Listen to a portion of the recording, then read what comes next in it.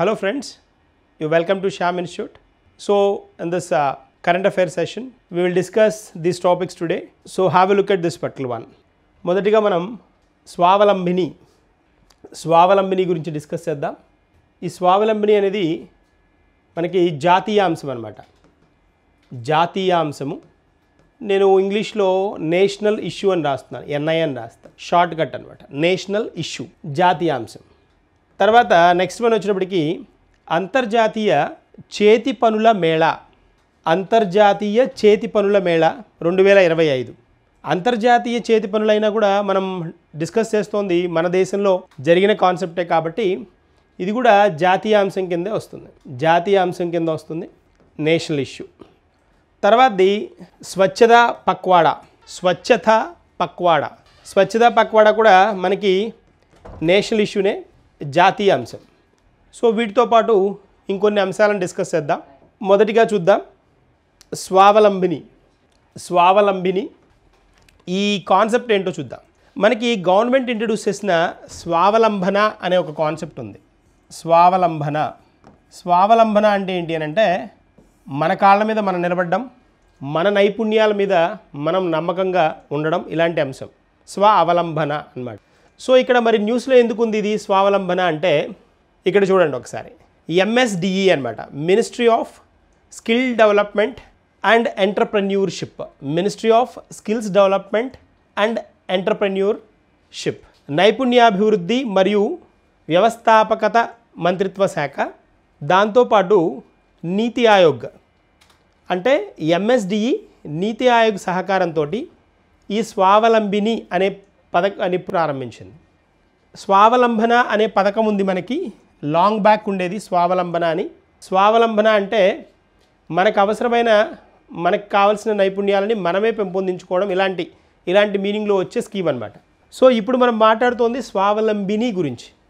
స్వావలంబిని గురించి కనుక మనం ఒకసారి చూస్తే, స్వావలంబన అనేది జనరల్గా కామన్గా వాడే పదము. ఇక్కడ పర్టికులర్గా స్వావలంబిని అన్నాడు. అంటే స్వావలంబిని అని అంటే ఇది related to the gender, female జెండర్కి సంబంధించి, అంటే స్త్రీలను ఉద్దేశించి అనేది అర్థం అవ్వాలి స్వావలంబిని అంటే. ఇక్కడ చూడండి, అస్సాం, మేఘాలయ మరియు మిజోరం ఈ రాష్ట్రాల కోసం మహిళా వ్యవస్థాపక కార్యక్రమం ప్రారంభించారు. దాన్నే స్వావలంబిని అంటారు. అస్సాం, మేఘాలయ, మిజోరం ఈ 3 రాష్ట్రాలు, వీటిలో వ్యవస్థాపక కార్యక్రమం అంటున్నాడు. మహిళా వ్యవస్థాపక కార్యక్రమం, ఇది కీవర్డ్. మహిళా వ్యవస్థాపకత అంటే విమెన్ ఎంటర్ప్రెన్యూర్స్ అన్నమాట.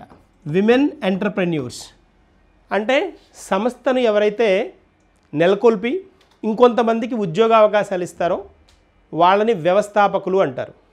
ఇక్కడ వ్యవస్థాపకులు ఎవరు ఉండాలి అంటే స్త్రీని, మహిళని వ్యవస్థాపకురాలుగా ఉండే విధంగా చేసిన ప్రోగ్రామ్ ఆర్ నిర్మించిన ప్రోగ్రామే స్వావలంబిని అన్నమాట. ఈ పథకం యొక్క, ఈ కాన్సెప్ట్ యొక్క ఉద్దేశం చూద్దాం. ఈశాన్యంలోని, అంటే ఈశాన్య రాష్ట్రాలే కదా ఇవి, అస్సాము, మేఘాలయ, మిజోరం ఇవన్నీ ఈశాన్య రాష్ట్రాలే కదా.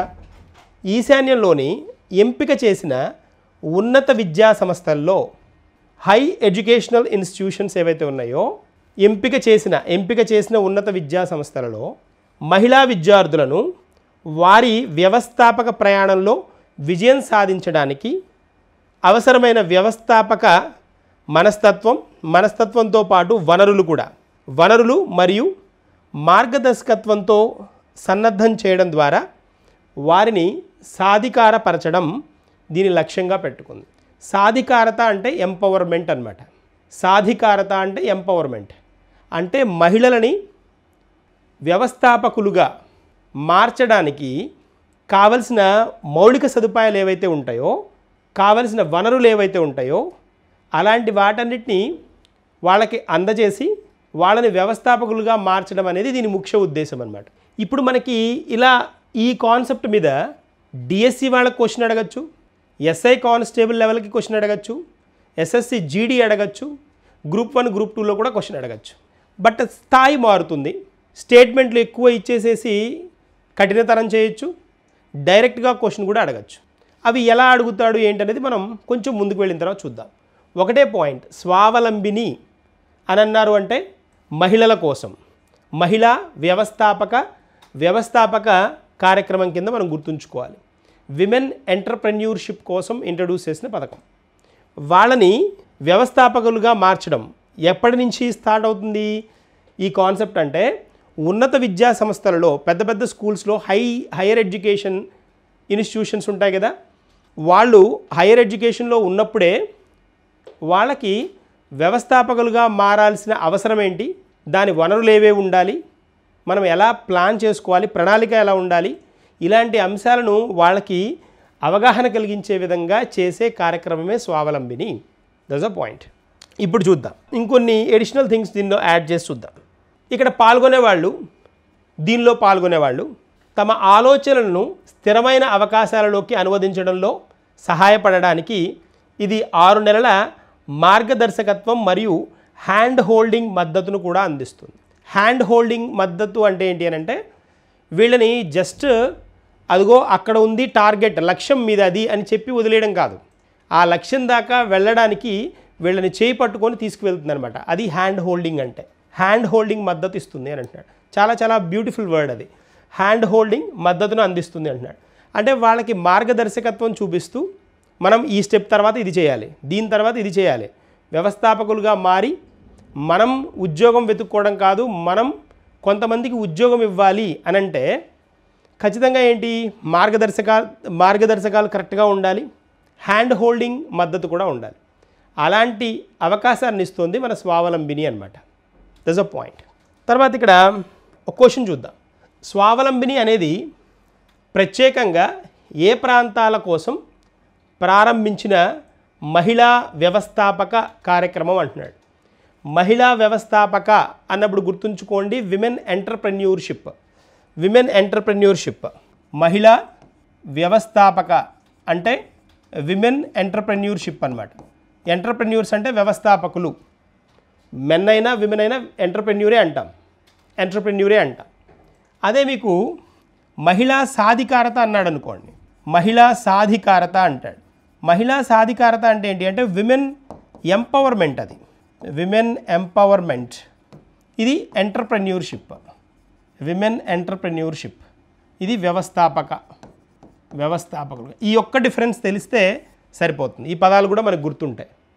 విమెన్ ఎంటర్‌ప్రెన్యూర్‌షిప్పా, విమెన్ ఎంపవర్మెంటా. ఈ పథకాన్ని ఏం చెప్పచ్చు అంటే విమెన్ ఎంపవర్మెంట్ స్కీమ్ అని చెప్పుకోవచ్చు. మహిళా సాధికారతను పెంపొందించడానికి ప్రవేశపెట్టిన పథకంగా చెప్పుకోవచ్చు. ఇప్పుడు క్వశ్చన్ ఏమంటున్నాడో చూద్దాం. ఒకసారి క్వశ్చన్ ఏమంటున్నాడో చూద్దాం. స్వావలంబని అనేది ప్రత్యేకంగా ఏ ప్రాంతాల కోసం ప్రారంభించిన మహిళా వ్యవస్థాపక కార్యక్రమం అన్నాడు. ఇంత సింపుల్గానే కనుక క్వశ్చన్ అడిగాడు అంటే ఇది మనకి డిఎస్సి లెవెల్లో అడిగే క్వశ్చన్ అనమాట. డిఎస్సి లెవెల్లో అడుగుతాడు. దీన్ని కొంచెం స్టేట్మెంట్స్ బేస్గా కొంచెం దీన్ని మార్చి, అంటే స్టేట్మెంట్ ఎలాగ టర్న్ చేయొచ్చు అంటే, ఈశాన్య రాష్ట్రాలన్నింటికి మొదటి స్టేట్మెంట్, తర్వాత రెండవ స్టేట్మెంట్ ఇది ప్రాయోజిత పథకం లేదా ఇది ప్రభుత్వ రంగ పథకం, ప్రభుత్వ ప్రాయోజిత పథకం లేదా ప్రభుత్వ రంగ పథకం. ఇలా స్టేట్మెంట్స్ ఇచ్చి మేనేజ్ చేస్తున్నాడు అనుకోండి, దాన్ని అప్పుడు మనకి అది ఎస్ఐ రేంజ్ క్వశ్చన్ లాగా చెప్పుకోవచ్చు. ఇప్పుడు ఇది DSC or constable range question అనమాట. అంటే సింపుల్ క్వశ్చన్, డైరెక్ట్ క్వశ్చన్. అదే మనకి గ్రూప్ 1, గ్రూప్ 2 ఆ రేంజ్లో వెళ్ళాడు అనుకోండి, ఈ క్వశ్చన్ పద్ధతిని మార్చేస్తాడు, కంప్లీట్గా ట్యూన్ చేసేసి దాన్ని ఏం చేస్తాడు, ఒక 3-4 స్టేట్మెంట్లు ఇచ్చి కింద 1, 2 కరెక్ట్, 1, 2, 3 కరెక్ట్, 1, 4 కరెక్ట్, ఇలాంటి స్టేట్మెంట్లు ఇస్తాడు. అంటే లెవెల్ ఆఫ్ డిఫికల్టీలో మార్పు తీసుకొస్తాడనమాట క్వశ్చన్లో. మిగిలినంతా కాన్సెప్ట్ సేమే. ఇక ఈ కాన్సెప్ట్ డిఎస్సి వాళ్ళకి అడగచ్చు, ఎస్ఐ కానిస్టేబుల్ అడగచ్చు, గ్రూప్స్కి అడగచ్చు, ఎస్ఎస్సి జీడీ వాళ్ళకి కూడా అడగచ్చు. That's a point. కాబట్టి ఇక్కడ మనకి కాన్సెప్ట్ తెలుసుకున్నామంటే క్వశ్చన్ మనం కొంచెం లెవెల్ ఆఫ్ డిఫికల్టీ పెంచుకుంటూ వెళ్ళినా కూడా మేనేజ్ చేయడానికి పాసిబిలిటీ ఉంటుంది. That is one. సో ఇక్కడ పాయింట్ చూద్దాం. ఫస్ట్ ఆప్షన్ ఏమి ఇచ్చాడు అంటే ఈ పథకాన్ని భారతదేశం అంతటా ప్రవేశపెట్టారన్నాడు. భారతదేశం అంతటా కాదు కదా, కాబట్టి మనకి first option wrong. Second option దక్షిణాది రాష్ట్రాల్లో అన్నాడు. ఎక్కడ మనకి దక్షిణాది రాష్ట్రాల్లోని మెన్షన్ చేయలేదు, సో ఇది రాంగే. అస్సాం, మేఘాలయ, మిజోరంలలో అన్నాడు. ఈ పాయింట్ మనం డైరెక్ట్గా విన్నాం. అస్సాం, మేఘాలయ, మిజోరం. అస్సాం, మేఘాలయ, మిజోరం. మీ అనమాట. ME MI. ఎంఈ అంటే మేఘాలయ, ఎంఐ అంటే మిజోరం అదనమాట. సో అస్సాం, మేఘాలయ, మిజోరంలలో కరెక్ట్ వన్. ఇంకొకటి ఏమి ఇచ్చాడు, హిమాలయ రాష్ట్రాలన్నింటిలో అంటున్నాడు. హిమాలయ రాష్ట్రాలు అన్నప్పుడు అది బ్రాడ్ సెన్స్లో మాట్లాడుతున్నప్పుడు హిమాలయ రాష్ట్రాలు జమ్మూ కాశ్మీర్, తర్వాత పోతే నెక్స్ట్ మనకి హిమాచల్ ప్రదేశ్, ఇవన్నీకి ఇంక్లూడ్ అవుతాయి అన్నమాట. కాబట్టి ఇది కూడా కాదు కదా. సో మన ఆన్సర్ ఏంటి, ఆన్సర్ ఈజ్ సి అనమాట. C is correct. That's one.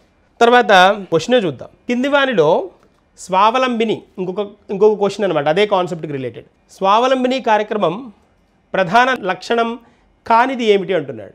లక్షణం కానిది ఏమిటి? సో సూపర్ క్వశ్చన్ ఇది. లక్షణం ఏమిటి అడగచ్చు, లక్షణం కానిది ఏంటి అని అడగచ్చు. ఎస్ఎస్సి జీడీ రేంజ్లోనో లేకపోతే మనకి ఎస్ఐ కానిస్టేబుల్ రేంజ్లో ఇలాంటి క్వశ్చన్ అడగడానికి స్కోప్ ఉంది. ఇక్కడ చూడండి, ఫస్ట్ ఆప్షన్ ఏమి ఇచ్చాడు, వ్యాపార ఆలోచన విధానాన్ని అభివృద్ధి చేయడం, వ్యాపారులకు ఆర్థిక సహాయం అందించడం, మెంటార్షిప్ నిర్దేశనం సహాయం వ్యాపార అభివృద్ధికి అవసరమైన వనరులు కలిగించడం. కానిది ఏది అన్నాడు కదా, వ్యాపార ఆలోచన విధానాన్ని అభివృద్ధి చేయడం, వ్యాపారాలకు ఆర్థిక సహాయం అందించడం, మెంటార్షిప్ నిర్దేశనం సహాయం. మెంటార్షిప్ నిర్దేశనం అంటున్నాడు. మెంటార్షిప్ ఇవ్వడం అనే కాన్సెప్ట్ ఒక చూడండి, వ్యాపార అభివృద్ధికి అవసరమైన వనరులను కలిగించడం. ఈ మొదటిది కరెక్టే కదా, మనకి మొదటిది కరెక్టే. రెండవది వ్యాపారాలకు ఆర్థిక సహాయం అందించడం, అది కూడా కరెక్టే. మూడవది మెంటార్షిప్ అన్నాడు, కొంచెం డౌట్గా ఉంది. నాలుగవది వ్యాపార అభివృద్ధికి అవసరమైన వనరులు ఇవ్వడం, వనరులు చూసాం మనం. సో ఇప్పుడు మన ఆన్సర్ ఏమవ్వాలి, ఇక్కడ చూడండి ఒకసారి, ఇక్కడ చూడండి, ఇదే కదా పాయింట్ మనం చెప్పుకుంది, మనం చూసింది ఇదే కదా. వ్యవస్థాపక మనస్తత్వం, అవసరమైన వ్యవస్థాపక మనస్తత్వాన్ని వనరులు మరియు మార్గదర్శకత్వంతో సన్నద్ధం చేయడం ద్వారా వారిని సాధికార పరచడం లక్ష్యంగా పెట్టుకుంది అని, అది పాయింట్ రిఫరెన్స్ అది మనకి. సో ఇక్కడ ఎక్కడ మనకి మెంటార్షిప్ అనే పాయింట్ ఎక్కడ మెన్షన్ చేయలేదు డైరెక్ట్గా, కాబట్టి మనము దాన్ని మెంటార్షిప్ కాదని హోల్డ్ చేసుకోవాలి. సో మన ఆన్సర్ ఏమవుతుంది, కానిది అన్నాడు కాబట్టి కానిది లేదు, సరికానిది అని కాదు అనే నెగిటివ్ క్వశ్చన్స్ అడిగాడు అంటే ఫస్ట్ దాన్ని అండర్లైన్ చేసుకోండి, అప్పుడు మనకి ఆన్సర్ స్టిక్ అవుతుంది. సో మన ఆన్సర్ ఏంటి అని అంటే ఇది అనమాట. ఆలోచన విధానాన్ని అభివృద్ధి చేయడం, వ్యాపారాలకు ఆర్థిక సహాయం అందించడం, వ్యాపార అభివృద్ధికి అవసరమైన వనరులు ఇవ్వడం, ఇది పాయింట్. సో నెక్స్ట్ క్వశ్చన్కి వెళ్దాం. 38వ సూరజ్ కుంద్ అంతర్జాతీయ చేతి పనుల మేళా అంటున్నాడు. అంతర్జాతీయ చేతి పనుల mela, Suraj Kund international crafts mela. So ఇక్కడ ఇలాంటి వాటిల్లో మనకి ఇలాంటి క్రాఫ్ట్స్ మేళాలు లేకపోతే ఇలాంటి సమావేశాలు కానీ ఇలాంటివి కనుక జరిగాయి అని అంటే వాటికి రిలేటెడ్గా ఎక్కడ జరిగింది అనే క్వశ్చన్ అడుగుతాడు. జనరల్గా అడిగేది దేనికి సంబంధించింది అని అడుగుతాడు. కాబట్టి మనం ఆ మోడల్ ఒకసారి టచ్ చేద్దాం. ఇదిగోండి, ఇక్కడ మనం చూస్తే అబ్జర్వ్ చేస్తే ఇది అనమాట ఇక్కడ మేళా. దీనిలో ఎలాంటి అంటే మేళా అంటున్నాం కదా, అంతర్జాతీయ చేతి పనుల మేళా కదా. ఇక్కడ ఏమవుతుంది, ఈ మేళాను సూరజ్ కుంద్ మేళా అథారిటీ మరియు హర్యానా టూరిజం, కేంద్ర పర్యాటక మంత్రిత్వ శాఖలు, వస్త్ర మంత్రిత్వ శాఖ, సాంస్కృతిక మంత్రిత్వ శాఖ మరియు విదేశాంగ మంత్రిత్వ శాఖలు సహకారంతో నిర్వహిస్తారనమాట. ఇక్కడ దాదాపుగా 4 మంత్రిత్వ శాఖలు ఉన్నాయి మనకి. ఏమేమి మంత్రిత్వ శాఖలు, ఈ మేళాని సూరజ్ కుంద్ అథారిటీతో పాటు హర్యానా టూరిజం, అంటే ఎక్కడ జరుగుతోంది ఇది, రాష్ట్రం హర్యానాలో, హర్యానా టూరిజం, కేంద్ర పర్యాటక మంత్రిత్వ శాఖలు, టూరిజం మినిస్ట్రీ, వస్త్ర మంత్రిత్వ శాఖ, టెక్స్టైల్ మినిస్ట్రీ ఒకటి, వస్త్ర మంత్రిత్వ శాఖ, సాంస్కృతిక మంత్రిత్వ శాఖ, కల్చర్, మినిస్టర్ ఆఫ్ కల్చర్ ఉంటుంది కదా.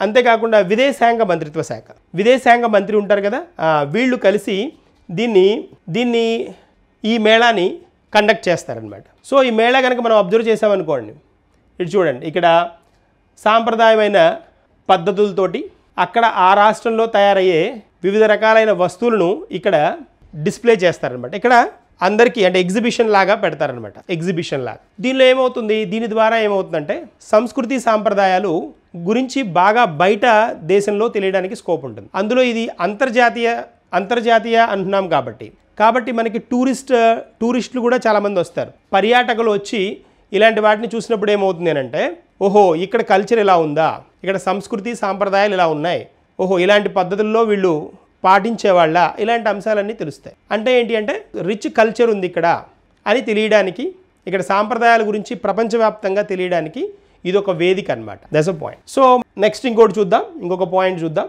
దీనికి రిలేటెడ్గా ఒక క్వశ్చన్ చూద్దాం, సో దట్ మనకి ఇక్కడ చూడండి, దీనికి రిలేటెడ్గా ఒక క్వశ్చన్. కేంద్ర సంస్కృతి మరియు పర్యాటక శాఖ మంత్రి గజేంద్ర సింగ్ షెకావత్ పర్యాటక శాఖ మంత్రి. ఈ గజేంద్ర సింగ్ షెకావత్ అంతకుముందు మనకి జల్ జీవన్ మిషన్కి ఉండేవాళ్ళు. జల్ జీవన్ మిషన్.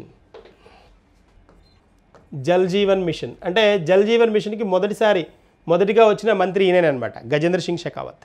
జల్ జీవన్ మిషన్ అంటే వీళ్ళు నరేంద్ర మోడీ ప్రధానమంత్రి అయిన తర్వాత కొత్తగా ఇంట్రడ్యూస్ చేసిన మినిస్ట్రీ అది జల్ జీవన్ అనమాట. తర్వాత ఈయనని ఈ జల్ జీవన్ మిషన్ నుంచి పర్యాటక శాఖ మంత్రిగా మార్చారు రీసెంట్ రీషఫుల్లో అనమాట, గజేంద్ర సింగ్ షెకావత్.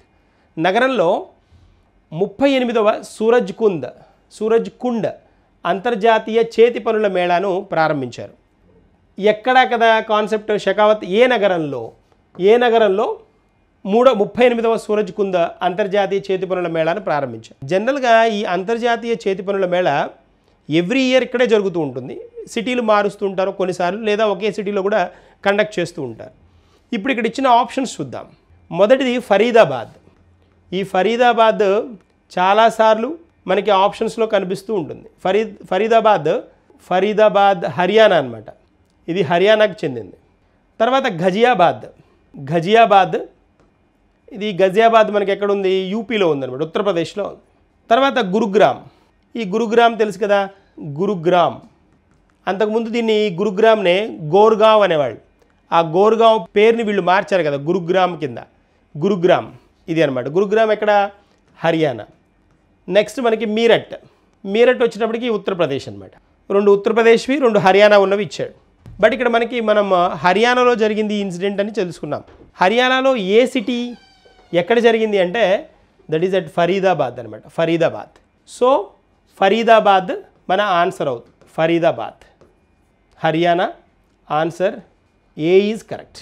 ఇలాంటి క్వశ్చన్స్ చాలా రెగ్యులర్గా అడుగుతూ ఉంటాడు. ఇలాంటి మేళాలు జరిగినా, ఇలాంటి ఎగ్జిబిషన్లు జరిగినా ఎక్కడ జరిగింది అనేది ఖచ్చితంగా అడుగుతాడు. సో ఇలాంటి question we can expect in డిఎస్సిలో, దాంతోపాటు ఎస్ఐ అండ్ కానిస్టేబుల్ అండ్ జీడీ, ఎస్ఎస్సి జీడీ, ఈ రేంజ్లో ఈ క్వశ్చన్ ఇలాంటివి ఎక్స్పెక్ట్ చేయొచ్చు. బట్ ఫరీదాబాద్ గుర్తుంచుకోండి, ఫరీదాబాద్ హర్యానా, గజియాబాద్ ఉత్తరప్రదేశ్. గురుగ్రామ్ చాలా చోట్ల కనిపిస్తుంది. ఇక్కడ ఇంటర్నేషనల్ సోలార్ అలయన్స్, అంతర్జాతీయ సౌర అలయన్స్ అని ఉంటుంది, సౌర కూటమి అని ఉంటుంది, అంతర్జాతీయ సౌర కూటమి. సో ఇంటర్నేషనల్ సోలార్ అలయన్స్ గురుగ్రామ్లోనే ఉందన్నమాట. ఇంటర్నేషనల్ సోలార్ అలయన్స్ దాని ప్రధాన కార్యాలయం ఎక్కడ ఉంది అంటే గురుగ్రామ్లో ఉంది, గురుగ్రామ్. సో గజియాబాద్, ఫరీదాబాద్, గురుగ్రామ్, మీరట్, ఇది గుర్తుంచుకోండి. చాలాసార్లు అడిగాడు ఈ క్వశ్చన్, ఎగ్జామ్లో అడిగాడు. ఇంటర్నేషనల్ సోలార్ అలయన్స్, అంతర్జాతీయ సౌర కూటమి ఎక్కడ ఉంది అని అంటే Gurugram Haryana. That is the one. Next మనకి వెళ్దాం. స్వచ్ఛతా పక్వాడా ఇది మన అంశం. ఇది దేనికి సంబంధించింది అని అంటే స్వచ్ఛత అంటున్నాం కదా, స్వచ్ఛత అంటే క్లీన్లీనెస్. వార్తల్లో ఎందుకుంది, ఏంటిది అనేది ఒకసారి చూద్దాం. స్వచ్ఛత భారత్, మనకి స్వచ్ఛ భారత్ స్కీమ్ ఉంది కదా, స్వచ్ఛ భారత్, స్వస్థ్ భారత్, సమృద్ధ భారత్. ఇది ఒక మనకి ట్యాగ్ అనమాట. Clean India, healthy India, prosperous India. ఇది గుర్తుంచుకోండి. స్వచ్ఛ భారత్, తర్వాత స్వస్థ్య భారత్. నెక్స్ట్ అది సమృద్ధ భారత్, స్వస్థ్య. చూడండి ఈ 2 పదాలకి దగ్గరగా ఉంటుంది. స్వచ్ఛ ఇది స్వస్థ్య అంటే హెల్త్కి రిలేటెడ్, హెల్దీ అని. స్వచ్ఛ అంటే క్లీన్ అని.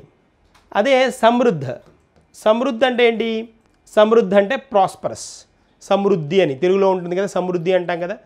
సమృద్ధి అంటే అవసరమైన దానికంటే ఎక్కువ కనుక ఉంటే ఏదైనా మనం ఏమంటాం, సమృద్ధి అంటాం. అడెక్యుయేట్ అంటారు ఇంగ్లీష్లో, సమృద్ధిగా అంటాం. So that is a word అనమాట. ఇవి మెయిన్ ట్యాగ్ కింద ఈ పథకం మనకి కనిపిస్తుంది. ఈ పదాలు ఇవి గుర్తుంచుకోవాల్సిన పదాలు. ఇక్కడ ఈ ప్రోగ్రామ్ గురించి ఉన్న కొన్ని అంశాలను మనం ఇక్కడ డిస్కస్ చేద్దాం. ఏంటిది అనేది ఒకసారి discuss. Electronics and information technology మంత్రిత్వ శాఖ కదా, electronics, ministry of electronics and information technology. దీన్నే మెయిటీ అంటారు, మెయిటీ అంటాం. Ministry of electronics and information technology, TY అంటే టెక్నాలజీ. ఎలక్ట్రానిక్స్ మరియు ఇన్ఫర్మేషన్ టెక్నాలజీ మంత్రిత్వ శాఖ స్వచ్ఛత పక్వాడాను నిర్వహిస్తుంది. ఈ స్కీమ్ని, ఈ కాన్సెప్ట్ని ఇంట్రడ్యూస్ చేస్తుంది ఎవరు అంటే ఎలక్ట్రానిక్స్ అండ్ ఇన్ఫర్మేషన్ టెక్నాలజీ మంత్రిత్వ శాఖ. క్వశ్చన్ మనకి ఏమడుగుతాడు, ఇలాంటి పాయింట్స్ని హైలైట్ చేస్తాడు. ఏ మంత్రిత్వ శాఖ క్రింది వానిలో స్వచ్ఛతా పఖ్వాడా అనే పథకాన్ని లేదా కార్యక్రమాన్ని ప్రవేశపెట్టింది అని అంటాడు. కాబట్టి చాలా ఇంపార్టెంట్. ప్రతిదీ వినేటప్పుడు, చదివేటప్పుడు కీన్గా దాన్ని ఫోకస్ చేస్తూ చదవాలి. అదే ఎగ్జామ్స్ కావాల్సింది. ఎంత ఫోకస్డ్గా ఉన్నాము అనేది కావాలి. అంటే మనం చదివేటప్పుడు ఎంత అటెన్షన్ పే చేసి చదువుతున్నాం అనేది చాలా ఇంపార్టెంట్. దట్స్ అ పాయింట్ అనమాట. ఫిబ్రవరి 1 నుంచి 15, 2025 2 వారాల పరిశుభ్రత ప్రచారం అమలు చేయబడుతుంది. స్వచ్ఛతకు రిలేటెడ్గా ఉన్న ప్రతి కాన్సెప్ట్ ఎగ్జామ్లో అడిగాడు కాబట్టి ఫోకస్ చేయాల్సిన అంశం. స్వచ్ఛత పక్వాడాను నిర్వహిస్తోంది Meitei, ministry of electronics and information technology. ఎప్పటి నుంచి? ఫిబ్రవరి 1 నుంచి 15 దాకా. ఎన్ని వారాలు? 2 వారాలు. పరిశుభ్రత ప్రచారం అమలు చేయబడుతుంది భారతదేశంలో. ఇప్పుడు మనం అదే దోవలో ఉన్నాం కదా. భారతదేశంలో పరిశుభ్రత మరియు పారిశుధ్యాన్ని ప్రోత్సహించడానికి పక్షం రోజుల పాటు, పక్షం రోజులు అంటే ఇంగ్లీష్లో మనం ఫోర్ట్ నైట్ అంటాం. ఇస్ అ ఫోర్ట్ నైట్ అంటే 14 రోజులు అని, 2 వారాలు అని. మనకి తెలుగులో ఏమంటారు అంటే పక్షం రోజులు అంటారు. పక్షం అంటే 15 అని, 15 2 వారాలు అని. సో ఇలా జరిగే ప్రచారం స్వచ్ఛతా పక్వాడా 15 రోజుల పాటు 15 రోజులు టార్గెట్ అనమాట. మనం ఫోర్ట్ నైట్ అంటాం, 2 వారాలు అంటాం. ఇది స్వచ్ఛ భారత్ మిషన్లో భాగం. అంతేకాకుండా ఇది పరిశుభ్రతను జాతీయ ఉద్యమంగా మార్చడం లక్ష్యంగా పెట్టుకుంది. పరిశుభ్రతే జాతీయ ఉద్యమంగా, పరిశుభ్రతను జాతీయ ఉద్యమంగా మార్చడమే దీని లక్ష్యం. ఇప్పుడు దీని లక్ష్యం ఏంటి అని కూడా అడుగుతాడు. లక్ష్యం ఏంటి అంటాడు. దీని లక్ష్యం ఏంటి?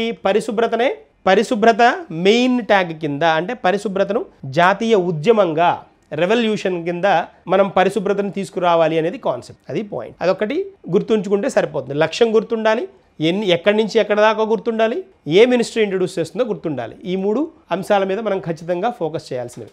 ఇప్పుడు దీనికి రిలేటెడ్గా ఏదైనా ఎడిషనల్ పార్ట్ చూద్దాం. ఒక క్వశ్చన్ చూద్దాం. స్వచ్ఛత పక్వాడా ఫిబ్రవరి 1 నుంచి 15, 2025 మధ్య 2 వారాల పరిశుభ్రత ప్రచారం నిర్వహిస్తున్న మంత్రిత్వ శాఖ ఏది? ఇది యాజ్ ఇట్ ఈజ్గా మనకి ఎగ్జామ్లో అడిగే మోడల్. 100కు 100% ఇలా అడుగుతాడు. కాబట్టి వీటి మీద మనం ఖచ్చితంగా ఫోకస్ చేయాల్సిన అవసరం ఉంది. మంత్రిత్వ శాఖను తెలుసుకోవాలి. చాలా ఎగ్జామ్స్లో మీరు చూడండి, డిఎస్సిలో ఎన్నిసార్లు నెంబర్ ఆఫ్ టైమ్స్ అడిగాడు. తర్వాత అంతేకాకుండా ఎస్ఐ అండ్ కానిస్టేబుల్లో కూడా మనకి చాలాసార్లు ఈ మోడల్ క్వశ్చన్ అడిగాడు. చాలాసార్లు. అంటే ఒక కార్యక్రమం ఏ మంత్రిత్వ శాఖకు సంబంధించింది అనేది. ఎందుకు ఇది అడుగుతున్నాడు అనే డౌట్ మీకు రావచ్చు. ఎందుకు అడుగుతాడు ఇది అంటే, స్వచ్ఛత అంటున్నాం, క్లీన్లీనెస్, హెల్త్కి రిలేటెడ్ అంటున్నాం అన్నప్పుడు ఖచ్చితంగా ఆరోగ్య మరియు కుటుంబ మంత్రిత్వ శాఖ అనుకోవడానికి స్కోప్ ఉంది. కాబట్టి దాన్ని ఆప్షన్లో ఇచ్చి కన్ఫ్యూజ్ చేస్తాడు. That's it. కన్ఫ్యూజ్ చేయడం, మనల్ని ఫిల్టర్ చేయడమే కదా. ఇంతమంది ఎగ్జామ్ రాస్తున్నప్పుడు వీళ్ళల్లో బాగా ఫోకస్డ్గా ఉన్న వాళ్ళని ఏం చేయాలి? ఫిల్టర్ చేయాలి. ఫిల్టర్ చేయడానికి ఇది ఒక ఆప్షన్. ఒకవేళ ఇది కాదు అనుకున్నారు అనుకోండి, అంటే అసలు ఇది చదవలేదు అనుకోండి, చదవని వాళ్ళు ఏమనుకుంటారు? ఆరోగ్య మంత్రిత్వ శాఖే కదా, ఆరోగ్యానికి రిలేటెడే కదా, స్వచ్ఛతగా ఉంటే, క్లీన్గా ఉంటే హెల్తీగా ఉంటాం కదా, అలా అనుకుంటారు. కాబట్టి అందుకని ఇస్తాడనమాట. ఫస్ట్ ఆప్షన్ రక్షణ మంత్రిత్వ శాఖ అన్నాడు. రక్షణ మంత్రిత్వ శాఖకి దీనికి నిజంగా అయితే సంబంధం లేదు. కానీ అలాగని రక్షణ మంత్రిత్వ శాఖ దీన్ని ఇంట్రడ్యూస్ చేయకూడదు అనేది ఎక్కడా లేదు. That's a point. కానీ ఇది కాదు కాబట్టి రాంగ్. హోం వ్యవహారాల శాఖ మంత్రిత్వ శాఖ అన్నాడు. ఇది కాదు. మనం ఇప్పుడే చూసాం, మెయిటీ అన్నాం కదా, మెయిటీ. This one. ఇలా కూడా రాస్తాడు. వై క్యాపిటల్గా కూడా రాస్తాడు. ఇదిగోండి ఇలా రాస్తాడు, Meitei. Ministry of electronics and information technology. That's a point. So answer ఏంటి మనకి? Answer is B. నెక్స్ట్కి వెళ్దాం. నెక్స్ట్ కాన్సెప్ట్కి వెళ్దాం. ఇక్కడ ఒకసారి చూడండి, దిబ్రూ-సైఖోవా నేషనల్ పార్క్. ఇది దిబ్రూ-సైఖోవా నేషనల్ పార్క్ ఇక్కడ కనిపిస్తోంది మనకి. ఇదిగోండి చాలా విశాలంగా ఉండే ఒక నేషనల్ పార్క్ అనమాట. అస్సాంలో ఉన్న నేషనల్ పార్క్ ఇది. ఇక్కడ చూడండి చాలా ప్రశాంతంగా ఉంటుంది. దీని పక్కనే దిబ్రూ నది ఉంటుంది అనమాట. ఇదిగోండి దిబ్రూ నది ప్రవహిస్తూ ఉంటుంది. దీని సౌత్ డైరెక్షన్లో దిబ్రూ నది ఉంటుందన్నమాట. అంటే ఈ పార్క్కి దక్షిణంగా దిబ్రూ నది ఉంటుంది. ఉత్తరంగా వచ్చేటప్పటికి 2 వేరే నదులు ఉంటాయి. సో ఇప్పుడు మనం వాటి గురించి కూడా ఒకసారి డిస్కస్ చేద్దాం. సో ఇది దిబ్రూ అనే పేరు ఉంది కదా.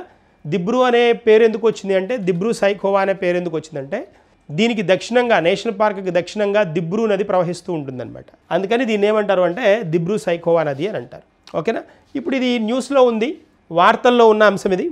దిబ్రూ-సైఖోవా జాతీయ పార్క్ కదా, జాతీయ ఉద్యానవనం, ఇది జాతీయ అంశమే అవుతుంది మనకి. జాతీయ అంశము నేషనల్ ఇష్యూ అంటున్నాం కదా. కేంద్ర పర్యావరణ మంత్రిత్వ శాఖ నేషనల్ పార్కులైనా లేకపోతే జీవ వైవిధ్యానికి సంబంధించిన అంశాలకైనా ఎవరు ఉంటారు? పర్యావరణ మంత్రిత్వ శాఖ ఉంటుంది, ఎన్విరాన్మెంట్ మినిస్ట్రీ ఉంటుంది కదా.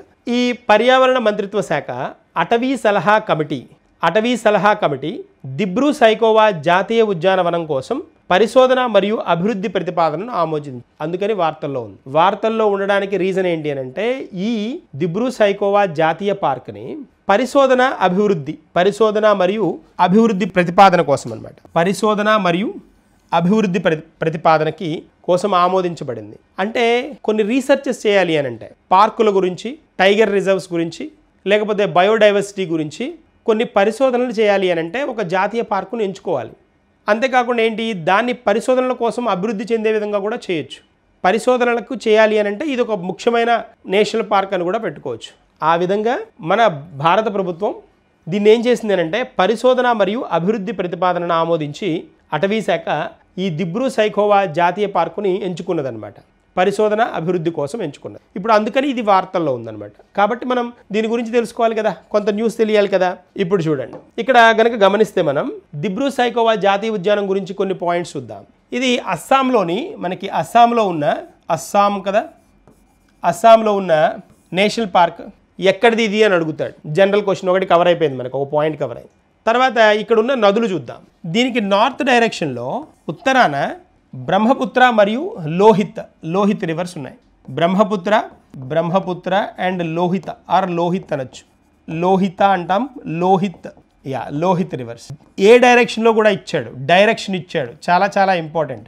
నార్త్ డైరెక్షన్లో అంటున్నాడు. ఉత్తరాన బ్రహ్మపుత్ర మరియు లోహిత్ ఈ నదులు, మరియు దక్షిణాన దిబ్రూ నది ఉంది. సౌత్లో దిబ్రూ నది సరిహద్దులుగా ఉన్నాయి, దానికి బౌండరీస్గా ఉన్నాయి. ఏది ఈ పార్క్కి అనమాట. నార్త్లో ఉత్తరాన బ్రహ్మపుత్ర మరియు లోహిత్ నదులు, దక్షిణాన దిబ్రూ నది ఉంది.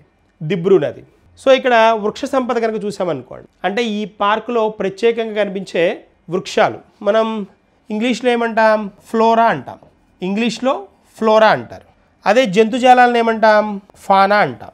ఫ్లోరా అండ్ ఫానా అంటారు కదా. ఫ్లోరా అంటే మొక్కలు, ఫానా అంటే జంతువులు అనమాట. ఇక్కడ ఏమేమి ఉన్నాయో చూద్దాం ఒకసారి. ఈ వృక్ష సంపదలో తేమతో కూడిన మిశ్రమ అర్ధ సతత హరిత మరియు ఆకురాల్చే అడవులు, సతత హరిత ఆకురాల్చే అడవులు అంటున్నాడు. ఈశాన్య భారతదేశంలో అతిపెద్ద సాలిక్స్ చిత్తడి అని అంటే వెట్ అనమాట. వెట్లాండ్స్ అని చదువుకున్నాం కదా, రామ్సర్ వెట్లాండ్స్ చదువుకున్నాం. అలాగే ఇది వెట్లాండ్ అనమాట, వెట్లాండ్ ఫారెస్ట్ అనమాట. అంటే తడిగా ఉండే తేమతో కూడిన అనేసి అనమాట మీనింగ్. ఆకురాల్చే అడవులు.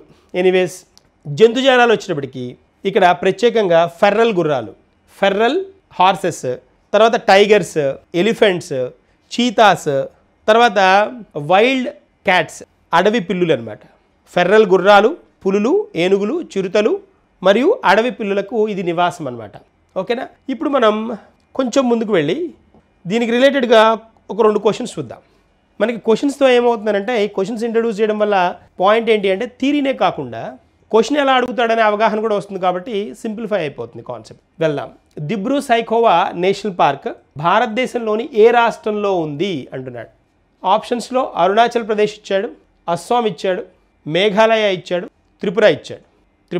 చిన్న హోంవర్క్ కూడా చేయండి. ఇలాంటివి ఇచ్చినప్పుడు చిన్న హోంవర్క్, బేసిక్ హోంవర్క్. ఏం చేయాలి మనం బేసిక్ హోంవర్క్ అంటే, ఇక ఎట్లాగూ నేను ఈ కాన్సెప్ట్ చెప్తున్నప్పుడు వాటికి రిలేటెడ్గా ఉన్న నేషనల్ పార్క్స్ కూడా చెప్తాను, హోల్డ్ చేస్తాను. కానీ ఏమవుతుందంటే ఎక్కువ ఇన్ఫర్మేషన్ కాకుండా వీటిల్లో మెయిన్ వాటికి దేనికి స్పెషల్, అది త్రిపుర అన్నాం, మేఘాలయ అన్నాం, అస్సాం అన్నాం, అరుణాచల్ ప్రదేశ్ అన్నాం, వీటిలో ఉన్న ప్రాముఖ్యత గురించి మనం డిస్కస్ చేస్తే అవి కూడా రిజిస్టర్ అవుతాయి అన్నమాట. సో ఇప్పుడు మన ఆన్సర్ ఏంటి?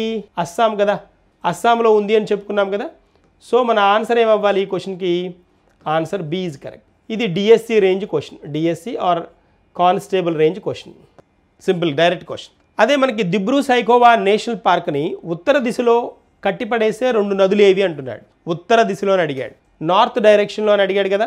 నార్త్ డైరెక్షన్లో దీనికి చుట్టుపక్కల ఉన్న నదులు ఏవి అని అడుగుతున్నాడు. ఇది కొంచెం ఎస్ఐ రేంజ్లోనో, ఎస్ఎస్సి జీడీ ఈ రేంజ్లో అడగడానికి స్కోప్ ఉన్న క్వశ్చన్ అనమాట అది. సో ఇక్కడ ఏంటి మనం చూసాం కదా, గంగా బ్రహ్మపుత్ర అన్నాడు. కాదు, బ్రహ్మపుత్ర ఉంది కానీ గంగ కాదు కదా. బ్రహ్మపుత్ర మరియు లోహిత్ అన్నాడు, ఇది మనం విన్నాము. దిబ్రూ కూడా కరెక్టే కానీ దిబ్రూ మనకి దక్షిణంగా కదా ఉంది. ఇక్కడ ఏమడుగుతున్నాడు, ఉత్తర అని అడుగుతున్నాడు కదా, కాబట్టి ఈ ఆప్షన్ రాంగ్. తీస్తా మరియు మనాస్ అసలు ఇక్కడ కాదు, కాబట్టి ఆ రెండు కాదు. మనకి ఏంటి ఆన్సర్ ఏంటి, బ్రహ్మపుత్ర కదా, బ్రహ్మపుత్ర మరియు లోహిత్ అనమాట. So our answer is B is correct. That's one. తర్వాత నెక్స్ట్ వన్ చూద్దాం. ఇది కొంచెం special point, very special point. మద్దతు ధరకు 13 లక్షల కోట్లు అంటున్నారు. మద్దతు ధరకు 13 లక్షల కోట్లు. మద్దతు ధర అంటే ఏంటి, సపోర్టింగ్ ప్రైస్ అనమాట. మద్దతు ధర అంటే supporting price or supporting price అంటాం. దీనికి ఎంత, 13 లక్షల కోట్లు అంటున్నాడు, 13 lakh crores అంటున్నాడు. ఓకే, అంటే కేంద్ర ప్రభుత్వం చెరకు సహా 23 పంటలకు, చెరకుతో సహా, చెరకు తర్వాత పోతే జనుము ఉంటుంది కదా, జనపనార అంటాం, జనుము తర్వాత కొబ్బరి, ఇవి మీడిటిని ఏమంటారు అంటే వాణిజ్య పంటలుగా చెప్తారు. ఇవి వాణిజ్య పంటలు అనమాట. వీటితో పాటు మనకి కొన్ని ఆహార పంటలు కూడా ఉన్నాయి. ఆహార పంటలు అంటే మన కనీస మద్దతు ధర కింద, ఎంఎస్పి కింద, కనీస మద్దతు ధర, దీని కిందకు వచ్చే ఆహార పంటలు ఎన్ని ఉంటాయంటే దాదాపుగా 22 ఉంటాయి. ఆహార పంటలు 22 ఉన్నాయి. దీని గురించి ఒకసారి చూద్దాం. మనం ఆహార పంటలు వచ్చినప్పటికీ 20 ఉంటాయి. ఆహార పంటలు 20 ఉంటాయి.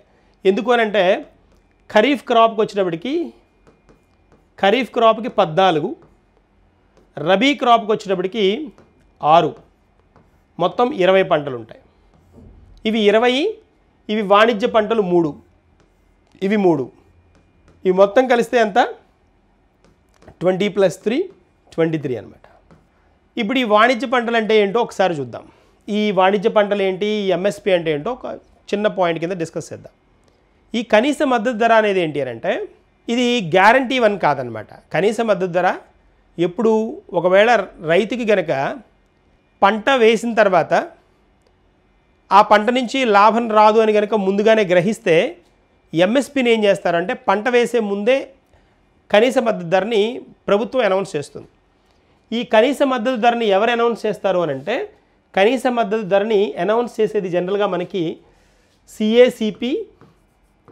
సిఏసిపి అనౌన్స్ చేస్తుంది అనమాట. ఇదిగోండి, వ్యవసాయ ఖర్చులు ధరల కమిషన్ అంటాం. సిఏసిపి, వ్యవసాయ ఖర్చులు ధరల కమిషన్, ఇదనమాట. So commission of agriculture cost and price అంటాం. వీళ్ళు అనౌన్స్ చేస్తారన్నమాట. సిఏసిపి అనౌన్స్ చేస్తుంది. దాన్ని ఫైనల్ చేసేది ఎవరు అంటే సిసిఈఏ అని ఉంటుంది. సిసిఈఏ. సో మనకి ఇక్కడ CCEA approval ఇస్తుందన్నమాట.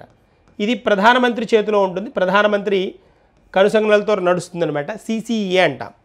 Cabinet committee on economic affairs, ఆర్థిక వ్యవహారాల క్యాబినెట్ కమిటీ అంటారు దీన్ని.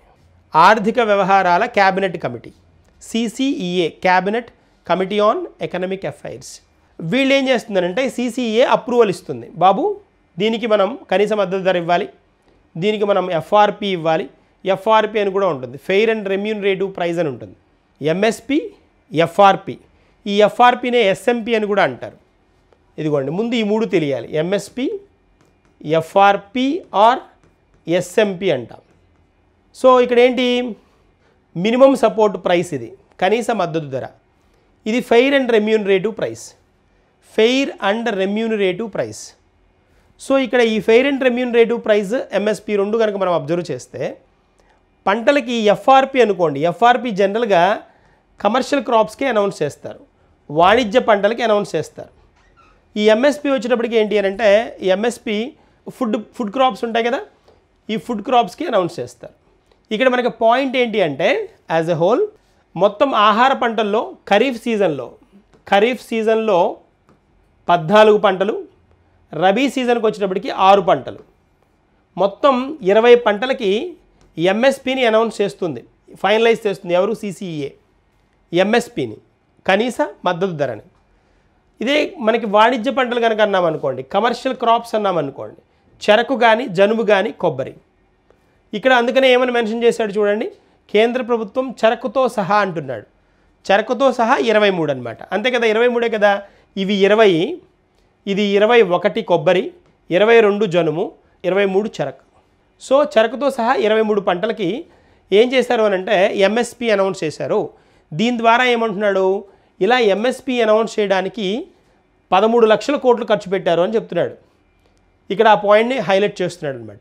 మళ్ళీ వ్యవసాయంలో పెట్టుబడి పెట్టి మరింత అధికంగా పంటలు పండించాలన్నది ప్రభుత్వ లక్ష్యం. ఈ డబ్బులని మళ్ళీ ఏం చేయాలి, ఇక్కడి నుంచి వస్తున్న ఆదాయాన్ని తీసుకొని మళ్ళీ వ్యవసాయంలోనే ఇన్వెస్ట్ చేసి అధికంగా పంటలు పండించాలన్నది ప్రభుత్వ లక్ష్యం. ఇది లక్ష్యం ఇంపార్టెంట్. ఇలా మనం కనుక చూస్తే 2019-20లో 2019-20 నుంచి 2023-24 దాకా అబ్జర్వ్ చేస్తే ఎంఎస్పి ఎంత ఉంది, 2.56 లక్షల కోట్లు ఉంటే అలా 2023-24కి వచ్చేటప్పటికి 2.49 లక్షల కోట్లు, అంటే 2,49,000 కోట్లు అనమాట. అలా హోల్డ్ చేసింది. ఇప్పటి వరకు ఇక్కడ చూడండి, ఇప్పటి వరకు ఖర్చు పెట్టింది మొత్తం ఎంత అంటే 13 లక్షల కోట్లు అనేది పాయింట్. ఎప్పటి నుంచి 2019-20 నుంచి 2023-24 దాకా కనీస మద్దతు ధరకి 13 లక్షల కోట్ల రూపాయలు ఖర్చు పెడుతున్నామని చెప్తున్నాడు. ఇలాంటివి జనరల్గా ఏంటి అంటే గ్రూప్ 2, గ్రూప్ 1 రేంజ్లో అడుగుతాడు స్టాండర్డ్గా. సింపుల్ క్వశ్చన్స్ అడిగాడు అనుకోండి, డిఎస్సిలో వాటిలో ఎలా అడుగుతాడు అంటే సింపుల్ క్వశ్చన్స్ అడుగుతాడు, ఎస్ఐ కానిస్టేబుల్లోనో. వీటిలో ఎలా సింపుల్ క్వశ్చన్ ఇక్కడ పోస్ట్ చేయడానికి స్కోప్ ఉంటుంది. ఆహార పంటల్లో ఎన్ని ఖరీఫ్ సీజన్కి, ఎన్ని రబీ సీజన్కి ఎంఎస్పి అనౌన్స్ చేస్తారనో, లేకపోతే వీటిలో వాణిజ్య పంటల్లో ఏవి ఎంఎస్పి కిందకు వస్తాయి లేవు అని, ఇలాంటివి సింపుల్ క్వశ్చన్స్ అడగచ్చు.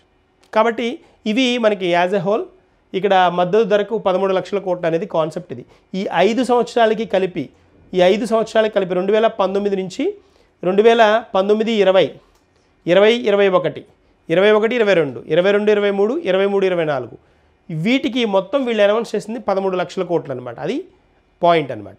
That's one. సో ఇది మనకి కనీస మద్దతు ధరకు సంబంధించిన అంశం.